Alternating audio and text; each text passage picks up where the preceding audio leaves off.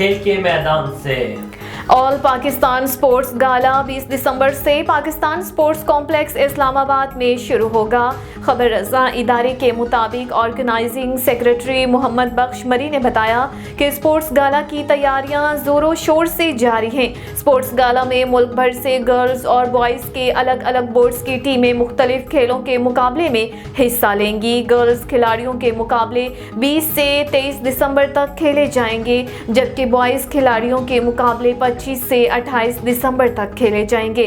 Girls खिलाड़ियों के मुकाबलों में एथलेटिक्स, टेबल टेनिस, बैडमिंटन और हॉकी के मुकाबले, जबकि एथलेटिक्स, टेबल टेनिस, वॉलीबॉल और कबड्डी के मुकाबले शामिल हैं। मुकाबलों के इख्तिताम पर कामयाबी हासिल करने वाले खिलाड़ियों में इनामात तकसीम किए जाएंगे। 7वीं chief of the naval staff open shooting championship का इनेकाद 17 से 24 दिसंबर तक Pakistan navy sports shooting range में होगा।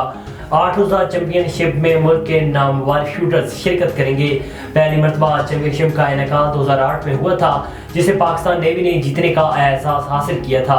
7वीं chief of the naval staff championship में 12 टीमें शिरकत कर रही हैं।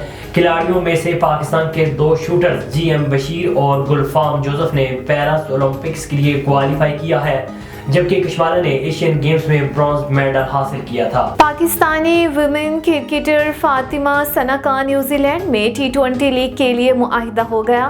फातिमा सना खवातीन सुपर स्मैश T20 में कैंटरबरी मैजिशियंस की नुमाइंदगी करेंगी। फास्ट बाउलर को इब्तदाई 6 मैचेस के लिए साइन किया गया है।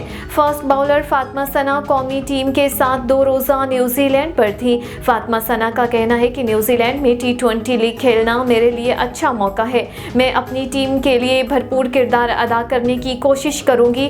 कौमी फास्ट बाउलर फातिमा सना इससे कबल CPL भी खेल चुकी हैं।